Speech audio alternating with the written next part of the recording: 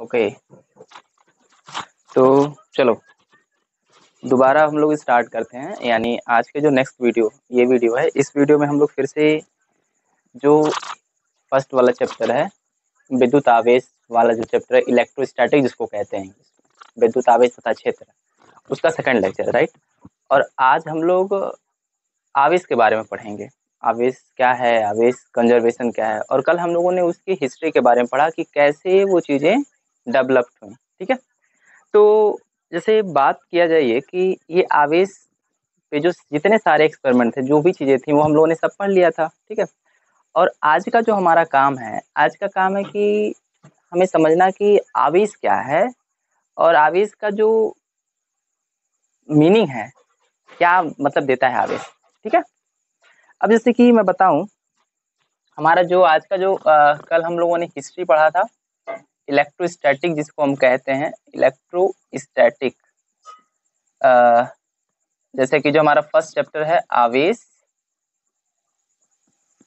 वैद्युत आवेश तथा क्षेत्र। ठीक है, इसका जो फर्स्ट चैप्टर था, उसके फर्स्ट चैप्टर में हम लोगों ने हिस्ट्री के बारे में डिस्कस किया था। हिस्ट्री मतलब होता है इतिहास, कहाँ से ये चीजें जन्मी। ठीक है, तो जो भी चीजें हम लोगों ने पढ़ा था, हम लोगों ने क्या पढ़ा था, हम लोगों ने थेल्स के बारे में पढ़ा था। उसके बाद हम लोगों ने एक और साइंटिस्ट थे, उनके बारे में पढ़ा था, डूफी के बारे में पढ़ा था। उसके साथ साथ हम लोगों ने पढ़ा गिलबर्ट के बारे में, और एट लास्ट हम लोग बेंजामिन फ्रैंकलिन तक हम लोगों ने पढ़ा है। ये सब ढेर सारी चीजें पढ़ी, सब लोगों ने अपना अपना मत दिया था, सब लोगों ने अपना अपना आइडिया दिया था, ये चीजें होती हैं। ठीक है, देखो हिस्ट्री तो हो गई फिनिश, लेकिन अब बात आ जाती है हमारी फिजिक्स, जो हमारे लिए रिलेवेंट है, जो 12 के लिए रिलेवेंट है, जो IIT के लिए रिलेवेंट है, जो नीट के लिए रिलेवेंट है, जो UPTU के लिए रिलेवेंट है। ठीक है, जो चीजें जिससे हम क्या करेंगे, हम अपना फ्यूचर बनाएंगे। ठीक है, तो एक बात सबके सामने आ गई थी कि दो तरीके के आवेश होते हैं। ठीक है, क्या होते हैं, आवेश होते हैं, एक पॉजिटिव आवेश होता है और दूसरा नेगेटिव आवेश होता है, दूसरा नेगेटिव आवेश। ठीक है, बट ये तो आवेश हो गया, लेकिन अब हमें पढ़ना क्या है, ये आवेश क्या है, आवेश चार्ज क्या है। ठीक है, ये आवेश क्या है, तो आवेश क्या है बताओगे?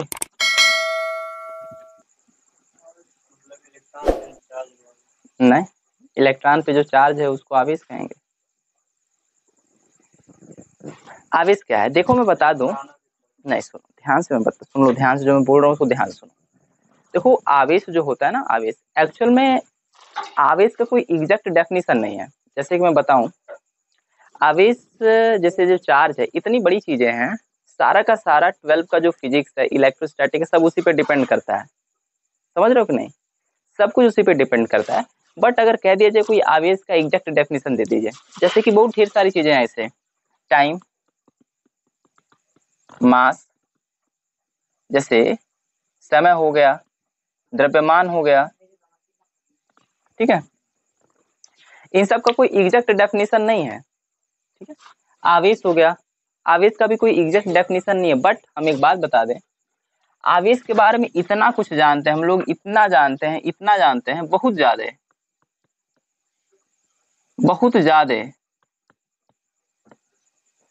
हम लोग आवेश के बारे में इतना ज्यादा जान जाते हैं कि हमको डेफिनेशन की जरूरत ही नहीं पड़ती। समझ में आ रही बात है? अब जैसे देखो, आवेश क्या होता है कि जब हम किसी चीज को रब कर देते हैं, जब किसी चीज को फ्रिक्शन कर देते हैं, घर्षण कर देते हैं, तो क्या होता है बताओ? बॉडी चार्ज हो जाती है। अभी तक तो यही पढ़ा था ना हम लोगों ने। समझ में आ रहा है कि नहीं? तो चुपचाप मुंडी हिलाते रहो, हाँ समझ में आ रहा है, नहीं समझ में आ रहा है, पूछते रहो। ठीक है ना, पूछना बहुत जरूरी है। नहीं आए तो पूछो, आ रहा है तो इंडिकेशन दो, यस आई नो। ठीक है, ठीक। तो आवेश क्या होता है, यानी समझ रहे हो ना आवेश क्या होता है? आवेश का जो डेफिनेशन हमें नहीं पता एग्जैक्ट, लेकिन हम आवेश के बारे में इतना कुछ जानते हैं जिससे कि हम क्या कर पाएंगे बताओ? जिससे कि हम हर एक चीज कर लेंगे बस आवेश के बारे में जान के। तो देखो आवेश का जो सबसे बड़ी बात है, आवेश को जो कहा जाता है कि अगर किसी ऑब्जेक्ट के पास, ठीक है, फ्रिक्शन करने से, घर्षण करने से उसके पास किसी चीज को आकर्षित करने की प्रवृत्ति आ गई। यानी अगर कोई ऑब्जेक्ट है, ठीक है, कोई वस्तु है, वस्तु को घर्षण के बाद, ठीक है, आकर्षित करने की टेंडेंसी आ गई, यानी प्रकृति, टेंडेंसी इसको कहते हैं, टेंडेंसी, प्रवृत्ति आ गई। इसका मतलब पता है क्या होता है? इसका मतलब ये होता है कि जो वस्तु है, ठीक है, वस्तु के पास आवेश आ गया।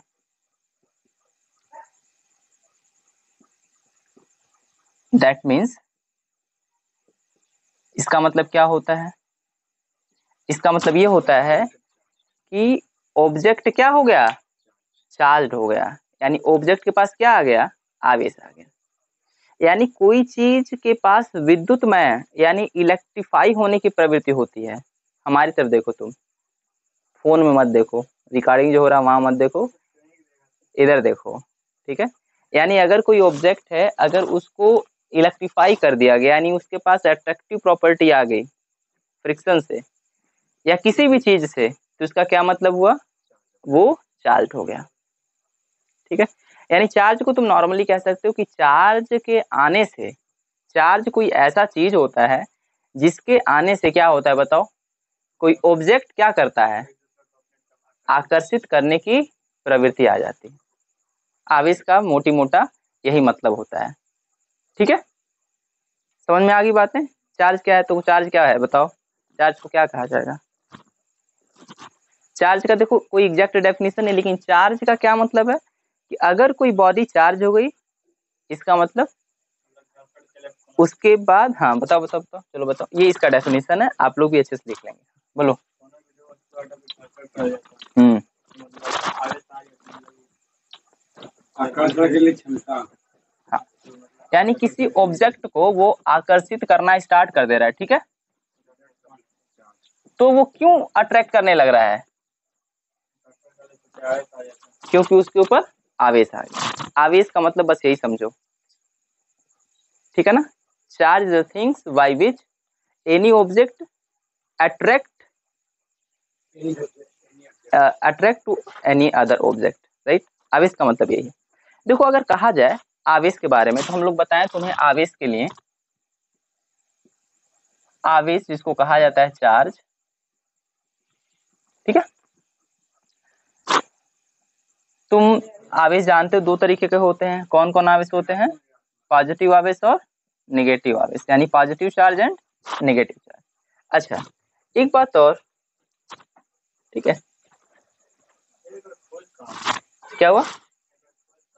पॉजिटिव और नेगेटिव का, जैसे कल हम लोगों ने इसका खोज देखो, एकदम करेक्ट। यानी जो बेंजामिन फ्रैंकलिन थे, सुनो, इसका जो खोज की अगर हम बात करें, ऐसे क्वेश्चन पूछा करो जब हम खोज की बात करें, तो बेंजामिन फ्रैंकलिन जो थे,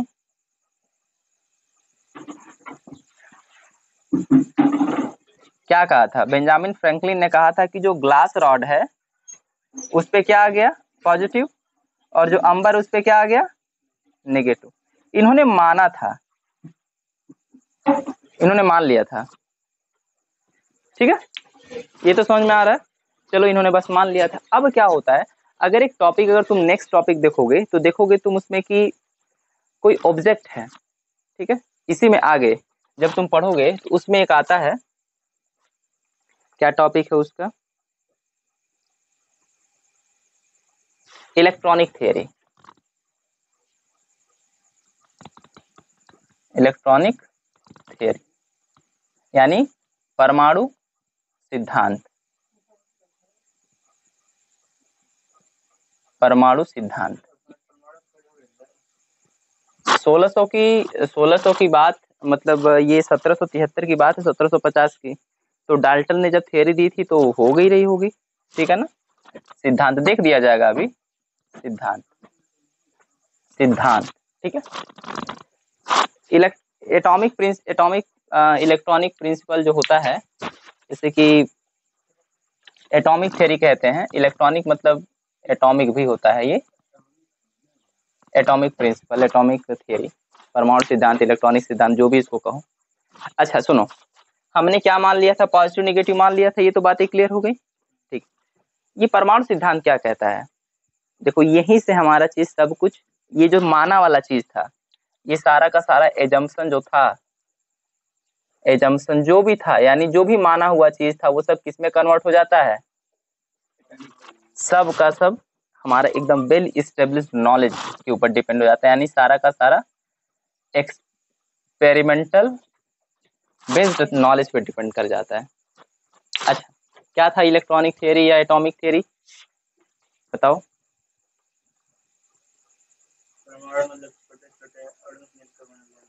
ठीक है, परमाणु छोटे छोटे अणुओं से मिलकर बना होता है,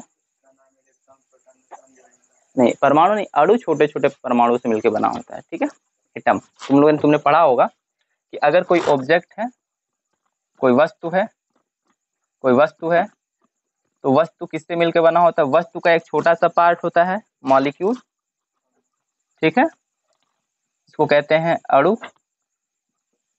उसके बाद इसमें, अब जैसे मान लो कि ये जो तुम्हारा डिब्बा है, ठीक है, इसमें पूरा पानी भरा हुआ है, ये तो पानी का एक बूंद किससे मिलकर बना हुआ है, H2O से, ठीक है, और H2O किससे मिलकर बना हुआ है, हाइड्रोजन प्लस O से, ऑक्सीजन से, इसका जो भी है, ठीक है, और उसके बाद ये ऑक्सीजन किससे मिलकर बना हुआ है, ये बताओ हमको, ये परमाणु हो गया जिसको कहते हैं एटम। ये किससे मिलकर बना हुआ है, ये इससे नीचे, या कोई भी चीज है, हाइड्रोजन भी, आप कमेंट कर देंगे, बताएंगे हमें किससे मिलकर बना हुआ है, तब तो मैं बता ही दूंगा। लेकिन जब क्वेश्चन पूछा जाए तो आप लोग ट्राई कर देखिए, क्या होता है ना, जब आप क्वेश्चन पूछा जाए तो ट्राई करते हैं, सोचते हैं और बताने की कोशिश करते हैं, पाज कर देते हैं वीडियो, ट्राई करते हैं कि हम बताएं, उसके बाद आगे बढ़ते हैं। ओके, अब बताओ किससे, हाइड्रोजन और ऑक्सीजन किससे मिलकर बना हुआ है, अरे जल, हाइड्रोजन ऑक्सीजन के मिक्सचर से जल बना हुआ है। इसके अंदर तुमने पढ़ा होगा, इसके अंदर पढ़ा होगा कि नाभिक होता है, न्यूक्लियस, और इसके चारों तरफ क्या होते हैं, इलेक्ट्रॉन होते हैं, इसी को कहा जाता है इलेक्ट्रॉनिक मॉडल, एटॉमिक मॉडल। समझ में आई बात है, यही होता है एटॉमिक मॉडल। अच्छा, अब तो ये चीजें हो गई, तुम ये बताओ, ये है तुम्हारे पास नाभिक, न्यूक्लियस, और ये तुम्हारे पास क्या है, इलेक्ट्रॉन, और ये तुम्हारे पास नाभिक, इसको कहते हैं न्यूक्लियस, इसको कहा जाता है न्यूक्लियस। याद रखना, इंग्लिश का जो टर्म है उसको याद रखना बहुत जरूरी है, न्यूक्लियस, ठीक है, मेरी इंग्लिश थोड़ी सी स्पेलिंग गड़बड़ होती है, बस तो ध्यान देंगे आप लोग। Nucleus, electron and nucleus. Electron क्या करता है, इसके चारों तरफ चक्कर लगाता है, ये जानते हो, न्यूक्लियस के चारों तरफ इलेक्ट्रॉन चक्कर लगाता है, और न्यूक्लियस में क्या होता है, हाँ, ये जो सिद्ध होने वाली बात है, इलेक्ट्रॉन इसके चारों तरफ चक्कर क्यों लगाता है, ये तुम पढ़ोगे बोर का मॉडल, बोर का model, Bohr principle, Bohr principle. Bohr का प्रिंसिपल कहता है कि किसी न्यूक्लियस के चारों तरफ इलेक्ट्रॉन उसी कक्षा में घूमेगा, यानी उसी ऑर्बिट में मूव करेगा जिसमें इस इलेक्ट्रॉन का mvr is equal to NH/2π के इक्वल होगा। देखो कई चीजें आई थी, जब एटॉमिक मॉडल तुम पढ़ोगे तो उसमें डाल्टन का मॉडल पढ़ोगे, उसके बाद रदरफोर्ड मॉडल पढ़ोगे, उसके बाद बोर मॉडल पढ़ोगे। तो रदरफोर्ड मॉडल के बाद बोर मॉडल आया था, जो बताया था कि इलेक्ट्रॉन क्या करता है, किसी न्यूक्लियस के चारों तरफ रिवॉल्व करता है, ठीक है, यानी जो इलेक्ट्रॉन होता है वो न्यूक्लियस के चारों तरफ रिवॉल्व करता है। ये चीजें एक्सपेरिमेंटली पाई गई हैं, ठीक है, और ये जो प्लैंक कांस्टेंट है यहाँ पे, ये जो होता है प्लैंक कांस्टेंट, सब कुछ है जब एटॉमिक मॉडल पढ़ा जाएगा। जब एक चैप्टर है एटॉमिक मॉडर्न फिजिक्स में, 12 का एक टॉपिक है यूनिट जिसका नाम है मॉडर्न फिजिक्स, उसमें हम लोग एटॉमिक फिजिक्स के बारे में पढ़ेंगे, तो सब चीजें पढ़ी जाएंगी। लेकिन ये कैसे घूमता है पता चल गया। किस घूमता तो अपने आप ही घूमता तो है, बट इस घूमने को कौन एक्सप्लेन किया था? Bohr principle. ठीक है, इसका मतलब क्या होता है? M V R equal to N H upon 2 pi की इक्वल होता है। एन एच अपन देखो इसको कहा जाता है N H cut, N H cut, H cut D is equal to H upon 2 pi. ये थोड़ा सा अपने थोड़ा सा अपने क्या कहते हैं इजी हो, इसलिए इसको ऐसा किया गया। चलो, परमाणु सिद्धांत कोई ऑब्जेक्ट है, किससे मिलकर बना हुआ है? मॉलिक्यूल से। मॉलिक्यूल किससे मिलकर बना हुआ है? एटम से। एटम किसके, एटम के बाद क्या है? एटम के अंदर क्या है? न्यूक्लियस और इलेक्ट्रॉन। अच्छा, ये न्यूक्लियस या इलेक्ट्रॉन कहीं और होंगे कि केवल पानी में ही होंगे? सब जगह मतलब। और तुम्हारा पेन और तुम्हारा बाल और जो तुम लिखते हो, ये जो स्याही मैं यहाँ लिख रहा हूँ इस स्याही में भी है, हर एक चीज में है। हर एक चीज कहा जाता है, हर एक चीज इलेक्ट्रॉन प्रोटॉन न्यूट्रॉन से मिलकर बना हुआ है। तो हमें ये कभी कंफ्यूजन नहीं करना है कि इलेक्ट्रॉन प्रोटॉन न्यूट्रॉन रहते कहाँ हैं। इलेक्ट्रॉन प्रोटॉन हर एक चीज में होते हैं। जो डस्ट पार्टिकल उड़ता हुआ देखते हैं हम लोग, उसमें भी होते हैं इलेक्ट्रॉन प्रोटॉन न्यूट्रॉन। ठीक है, तो इस इलेक्ट्रॉनिक थियरी जब आई थी, तो इलेक्ट्रॉनिक थियरी से ये पता चल गया था कि जो प्रोटॉन और न्यूट्रॉन होते हैं न्यूक्लियस में होते हैं, और ये इलेक्ट्रॉन क्या होता है उसके चारों तरफ मूव करते हैं। अब देखो, ये इलेक्ट्रॉनिक थियरी हमको बता दिया था, ठीक है। रदरफोर्ड का जो प्रैक्टिकल हुआ था, रदरफोर्ड का कौन सा प्रैक्टिकल हुआ था पता है? रदरफोर्ड के प्रैक्टिकल का नाम बताओ।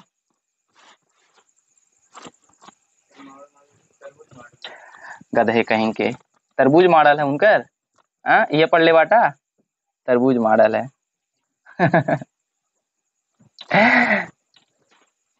रदरफोर्ड का कौन सा मॉडल है? रदरफोर्ड, फोर्ड होता है एक, फोर्ड तो पता नहीं, Rutherford, Ford, Rutherford atomic model,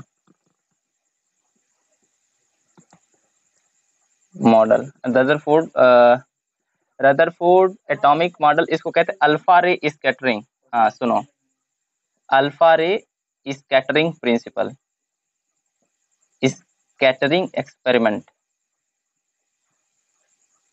experiment. Alpha ray, alpha किरण प्रकीर्णन, प्रकीर्णन प्रयोग, जो भी है यार, ठीक है। अल्फा रे स्कैटरिंग एक्सपेरिमेंट, पता है क्या हुआ था अल्फा रे स्कैटरिंग एक्सपेरिमेंट में? आप लोग कमेंट करके बता देंगे हमें। अल्फा रे स्कैटरिंग एक्सपेरिमेंट पता है क्या हुआ था? अल्फा रे स्कैटरिंग एक्सपेरिमेंट में बम्बार्डिंग हुआ था, सही बोल रहे हो। अच्छा, क्या हुआ था देखो, अल्फा रे स्कैटरिंग एक्सपेरिमेंट में जो, हाँ, सोने की झिल्ली ली थी। किसने झिल्ली ली थी सोने की? सोने की झिल्ली ली थी, रदरफोर्ड ने लिया था सोने की झिल्ली इस तरीके से, और इसको 0.003 अप्रॉक्स इतना मिलीमीटर थिकनेस का स्वर्ण की पन्नी ली थी। यहाँ पर इन्होंने रखा था, क्या रखा था बताओ? रेडियो एक्टिव विकिरण, जहाँ से अल्फा किरण निकलता था, अल्फा रे, इससे टकराता था, तो उन्होंने देखा था कि बहुत जगह क्या हो रहा था, चमक पैदा हो रहा था, लेकिन बीच में चमक पैदा नहीं हो रहा था, क्योंकि जो अल्फा रे जा रही थी वो क्या हो रही थी, टकरा के ऐसे वापस चली जा रही थी, जो एकदम बीचों बीच जा रही थी। तो उन्होंने क्या माना? उन्होंने माना अल्फा क्या होता है बताओ? अल्फा पता है क्या होता है? अल्फा रे हीलियम परमाणु का नाभिक होता है। ये क्या होता है? हीलियम परमाणु का नाभिक का क्या मतलब होता है? देखो, H हाइड्रोजन, हीलियम, लिथियम होता है ना, तो हाइड्रोजन का परमाणु क्रमांक 1, इसका 2, इसका 3।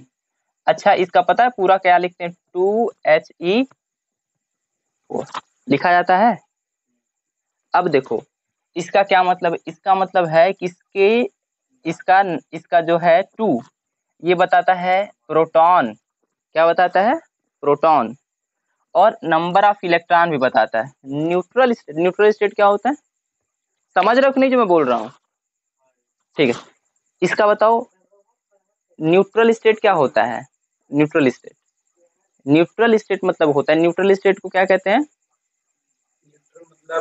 उदासीन अवस्था, सॉरी, उदासीन अवस्था में जो नंबर ऑफ, जैसे मान लो कोई चीज है, कोई भी चीज है, ठीक है, अगर कोई भी चीज है तो उसमें number of electron and number of proton क्या होंगे, सेम होंगे। आप सभी लोग जानते हैं कि अगर कोई चीज उदासीन है उसका क्या मतलब होता है, उस पे टोटल आवेश कितना होगा, 0। अगर कोई चीज उदासीन है, याद रखना, अगर कोई चीज उदासीन है, जो भी है उदासीन है, न्यूट्रल जो है, न्यूट्रल है, इसका मतलब पता है उस पे टोटल चार्ज 0 है। टोटल चार्ज क्या है, 0 है। तो देखो किसी भी चीज को हम ऐसे लिखते हैं 2He4 ऐसे लिखते हैं, ठीक है। अब देखो क्या होता है कि जैसे कि इसमें 4, इसके 4 जो है हमारे पास 2 number of proton and electron हो गया, ठीक है। अब क्या होता है कि 2He4 इसके नाभिक को कहते हैं, इसके नाभिक को। इसका नाभिक मतलब क्या कि इसमें से इलेक्ट्रॉन क्या कर दिए हो, निकाल दिए हो, इलेक्ट्रॉन क्या कर दियो, निकाल दियो, यानी पॉजिटिव चीज बस है उसमें, क्या है, ओनली पॉजिटिव चीज, ठीक है। इसके बारे में बहुत कुछ है, बताएंगे हम। तो जब ये पॉजिटिव चीज जा रही थी तो ये बताओ, अगर ये पॉजिटिव चीज जा रही है और यहाँ पर ये इसके साथ ये सीधे नहीं जा रही है, ये इधर चली जा रही है, ये इधर चली जा रही है, यहाँ से टकरा के ऐसे वापस चली जा रही है, इसका क्या मतलब हुआ, नहीं, सबसे भारी वाली बात नहीं हुई। इससे क्या मतलब निकला, अगर कोई चीज है ये इसके पास जा रही है लेकिन इसके पास जाके रुक नहीं रही, इधर से इधर चली जा रही है, इसके पास जाके इधर चली जा रही है, इसके पास जाके इधर चली जा रही है, इसका क्या मतलब हुआ, नहीं, न्यूट्रल नहीं है। देखो तुम लोग समझ नहीं पा रहे हो, सुनो सभी लोग ध्यान से समझेंगे, ठीक है। ये जो बात मैं बोल रहा हूँ, कोई पॉजिटिव चीज जा रही है, इसके पास गई लेकिन इससे वापस चली गई, ये इसके साथ गई लेकिन इससे दूर चली गई, लेकिन टकरा नहीं रही है, इसका क्या मतलब हुआ, हाँ सोच के बताओ जल्दी से। इस पे माइनस आवेश रहेगा, माइनस तो पकड़ लेता है बीच वाले में, हाँ, और ऊपर वाला कैसा, ये भी प्लस रहेगा, हाँ ये प्लस तो है ही, क्या कह रहा हूं मैं, तुम समझ में, हाइड्रोजन परमाणु का नाभिक कह रहा हूं, और हाइड्रोजन हीलियम परमाणु का नाभिक मैं कह रहा हूँ, और किसी भी चीज का नाभिक क्या होता है, पॉजिटिव होता है। अगर ये पॉजिटिव जा रहा है और ये पॉजिटिव नहीं रहता तो क्या ये दूर भगाता, पॉजिटिव पॉजिटिव क्या करते हैं, दूर भगाते हैं। देखो ये पॉजिटिव दूर भगा रहे हैं, ये पॉजिटिव इसके साथ क्या इसी वजह से दूर हो गया। तो ये इससे ये पता चला कि बीच में क्या है, प्लस है, और इसके चारों तरफ क्या है, खाली जगह जहाँ पे इलेक्ट्रॉन है। समझ में आई बातें। तो ये चीजें क्लियर हुई कि हाँ बीच में क्या है, पॉजिटिव चीज है, और किनारे किनारे कैसे पता चला कि जब ये पॉजिटिव जा रहा था तो इससे दूर भाग जा रहा था। दूर क्यों भागेगा, दूर तभी भागेगा जब ये क्या होगा, पॉजिटिव होगा। अगर दूर भागेगा इसका मतलब ये पॉजिटिव है, ये भी पॉजिटिव है, तभी दूर भागा है, नहीं तो पास आ जाता ना। और यही बात, यही जो रदरफोर्ड का ये जो एक्सपेरिमेंट है, यही प्रूफ करता है कि किसी भी सब्सटेंस यानी किसी भी चीज का जो स्ट्रक्चर होता है उसके बीच में क्या होता है, न्यूक्लियस, और चारों तरफ क्या होता है, इलेक्ट्रॉन, जो कि ये है, ठीक है। और यही एक्सपेरिमेंट प्रूफ कर देता है कि जो ये पोर्शन है जिसको हम कहते हैं न्यूक्लियस यानी नाभिक, वहां पे पॉजिटिव होता है, और इसके चारों तरफ क्या होता है, निगेटिव होता है, ठीक है। और पॉजिटिव और निगेटिव जो है, ये जो कॉन्सेप्ट है, अब ये कंफर्म हो जाता है कि जो बेंजामिन फ्रैंकलिन माने थे कि एक होता है पॉजिटिव और दूसरा होता है नेगेटिव। समझ में आई क्या बातें थी, प्लस माइनस कहाँ से आया, वो तो माने थे, लेकिन यहाँ पर क्या हो गया, यहाँ पे उन्होंने प्रूफ कर लिया, और उन्होंने बता दिया कि जो ये पॉजिटिव है इसके नाभिक में प्रोटॉन है जो कि पॉजिटिव, और इसके बाहर क्या है, इलेक्ट्रॉन, ठीक है। ये चीजें हमारे पास आ गई, ठीक है। अब कहने का मतलब ये है कि अगर कोई चीज पॉजिटिव और निगेटिव है तो ये ढेर सारी चीजें तो ठीक है, क्लियर है, लेकिन अगर कोई चीज पॉजिटिव है कोई चीज निगेटिव है, इसका मतलब क्या है। अगर कोई कह दे हम कि ये देखो हमारे पास जो ऑब्जेक्ट है वो पॉजिटिवली चार्ज है, और कोई ऑब्जेक्ट निगेटिवली चार्ज है, इसका क्या मतलब है, बताओ तुम लोग।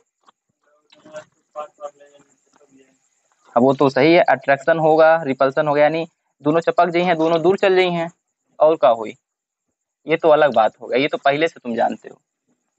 और कुछ बताओ इसमें अलग एक्स्ट्रा, जल्दी बताओ।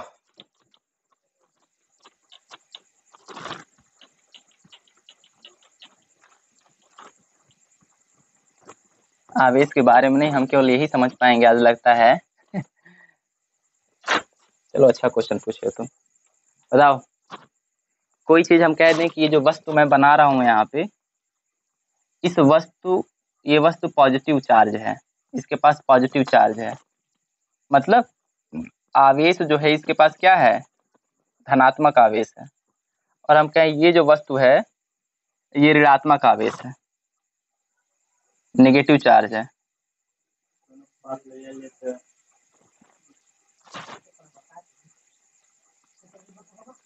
नेगेटिव आवेश, एकदम गलत बात, ये नई बात कहने के लिए कह रहा हूँ। देखो मैंने सबसे पहले तुमको ये बताया है, या सबको मैं बताया हूँ, ध्यान से सुनिए सभी लोग, कि अगर कोई वस्तु है, सुन लो ध्यान से, जीवन भर सुन लो, जीवन भर ये आएगा हमेशा, कोई दिक्कत नहीं होगी, और ध्यान से सुनो जो मैं बोल रहा हूँ। अगर कोई वस्तु है, ठीक है, इस वस्तु के पास क्या क्या चीजें होंगी बताओ, प्लस होगा और माइनस होगा, यानी हम कहें ये वस्तु के पास प्लस भी होगा और माइनस भी होगा। और उदासीन अवस्था में, उदासीन यानी न्यूट्रल स्टेट में, न्यूट्रल स्टेट की बात करो, या तुम कहो उदासीन अवस्था,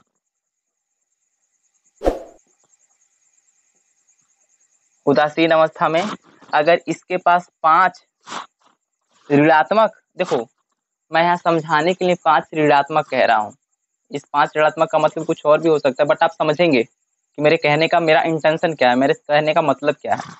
5 अगर निगेटिव चार्ज है और 5 पॉजिटिव चार्ज है, तो पता है क्या मतलब है, दोनों टोटल कितना चार्ज हो जाएगा, 0।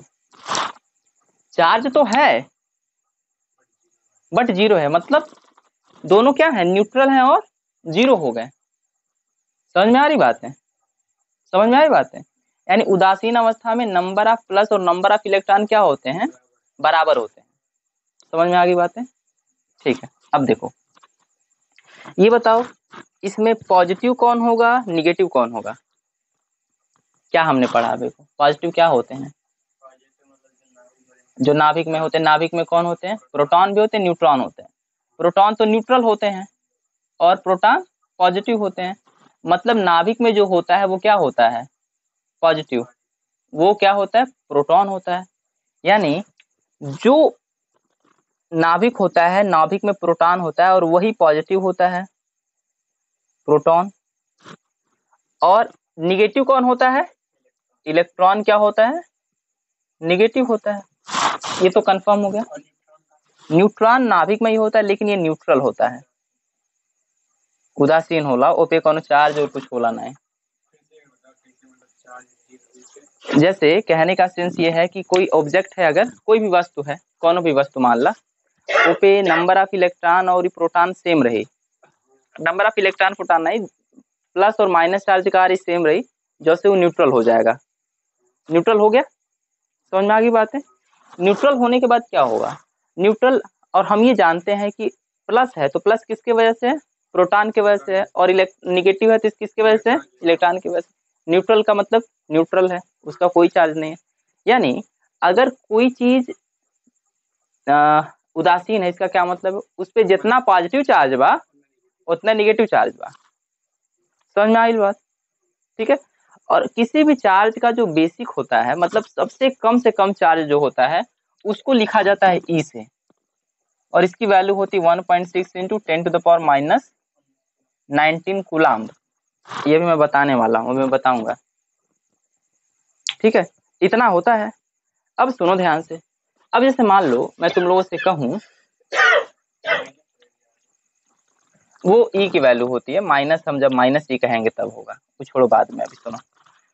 अब जैसे एक चीज मैं पूछना चाहता हूँ, अच्छा ये बात समझ में आ गई है, ठीक है। एक बात और बताओ यहाँ पे, सुनो, हमने कहा कि वस्तु है, ठीक है।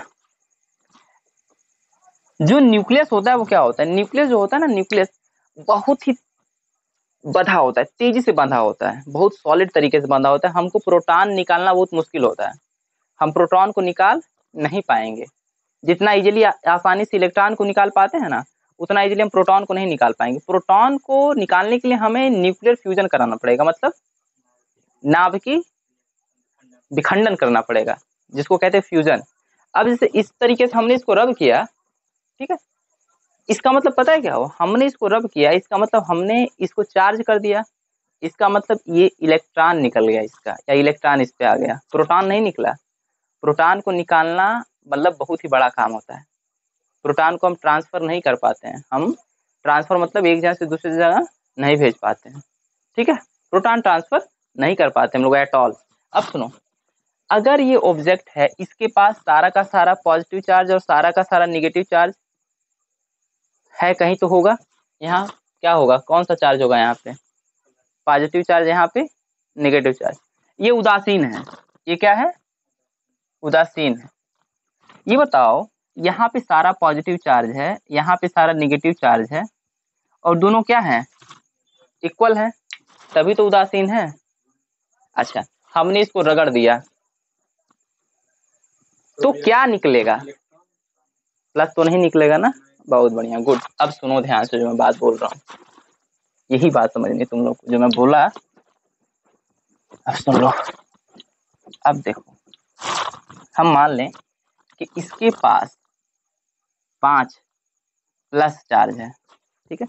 देखो, प्लस माइनस ई चार्ज मैं बाद में बताऊंगा, ठीक है। अभी तुम समझो क्या होता है निगेटिव और पॉजिटिव का मतलब, ठीक है। और पॉजिटिव निगेटिव पता है किसके वजह से होते हैं, इलेक्ट्रॉन के ट्रांसफर की वजह से, ठीक है। किसकी वजह से होते हैं, इलेक्ट्रॉन के ट्रांसफर की वजह से। देखो, हम कहते हैं कि देखो, अगर ई एक बेसिक चार्ज होता है, ई क्या होता है, बेसिक चार्ज, और बेसिक चार्ज ई की जो वैल्यू होती है 1.6 इंटू 10⁻⁻19 कुलाम्ब होता है, ठीक है। आवेश का जो कि यूनिट है कुलाम्ब, आवेश का जो मात्रक है क्या है, कुलाम्ब है। अब जैसे देखो, इलेक्ट्रॉन के चार्ज को हम माइनस ई से रिप्रेजेंट करते हैं, और उसकी वैल्यू होती, इलेक्ट्रॉन नहीं, एक एक इलेक्ट्रॉन के चार्ज को हम लिखते हैं इस तरीके से, माइनस ई यानी -1.6 इंटू 10⁻, और एक प्रोटॉन के इलेक्ट्रॉन को क्या लिखते हैं, चार्ज को 1.6 इंटू 10⁻⁻19 कूलाम।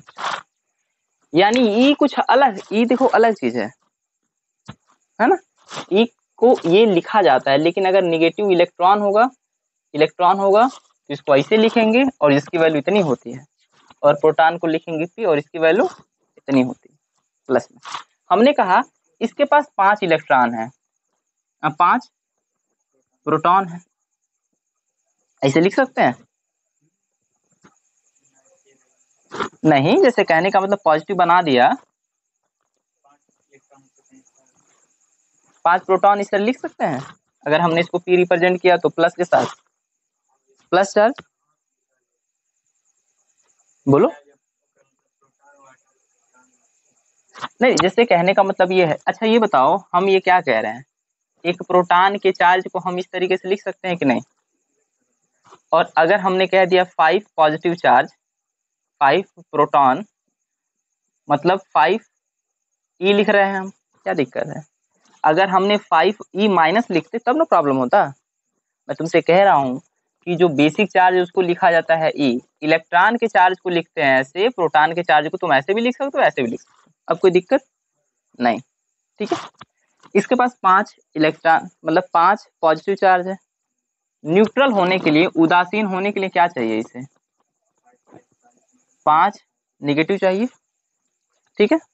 अच्छा, मान लेते हैं कि इसके पास 10 है पॉजिटिव और इसके पास 10 है नेगेटिव, समझ में आई बात है, चल रहा है ग्रीन, ठीक। अच्छा ये बतावा, हम ये दोनों मिलन के फ्रिक्शन कर दिए, रगड़ दिए, हमने इन दोनों को क्या किया, फ्रिक्शन किया, तो क्या होगा, कुछ प्रोटॉन इसमें से इसमें चला गया, मान लो 2 प्रोटॉन चला जाएगा,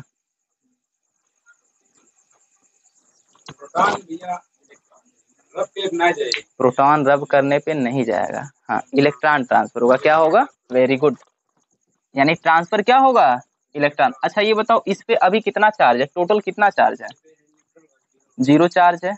इनिशियली, इनिशियली मतलब क्या होला, प्रारंभ में, प्रारंभ में 0 चार्ज है, 0 दोनों को जोड़ ले 0 आ जाए। इस पे कितना चार्ज है, इस पे भी 0 है,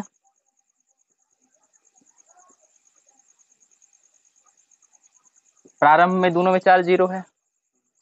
हमने इसको फ्रिक्शन किया, मान लेते हैं कि इस पे से 2 इलेक्ट्रॉन इस पे ट्रांसफर हो गया, कितना इलेक्ट्रॉन, 2 इलेक्ट्रॉन, ठीक है। अब बताओ जब ये 2 इलेक्ट्रॉन इस पे ट्रांसफर हो गया तो इस पे क्या हो जाएगा, 5 तो रहेगा ही, प्लस रहेगा, कितना बचेगा, -3 बच जाए यहाँ पे, और हे पे कहा आ जाए, -12 इलेक्ट्रॉन हो जाएगा, +10 इलेक्ट्रॉन, मतलब पॉजिटिव चीज तो है ही। अच्छा ये बताओ इनिशियली दोनों का चार्ज जोड़ने पे कितना आ रहा है,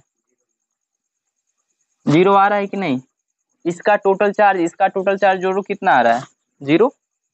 अभी एक बात बताओ, इस पे अब टोटल चार्ज क्या, फाइनली इस पे टोटल चार्ज कितना आ गया, अंतिम में अगर हम बात करें इस पे टोटल चार्ज कितना है छोटू, +2 +2e, 2 पॉजिटिव चार्ज, इस पे कितना है, -2 चार्ज, -2 नहीं e,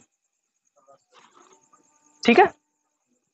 अच्छा ओवरऑल देखें हम, अगर हम इन सब को हटा दें, सब कुछ खत्म कर दें, तो मैं इस पे कहूंगा इस बॉडी पे टोटल 2 पॉजिटिव चार्ज है, ठीक है, और यानी हम इसको कह देंगे पॉजिटिवली चार्ज है, कह देंगे।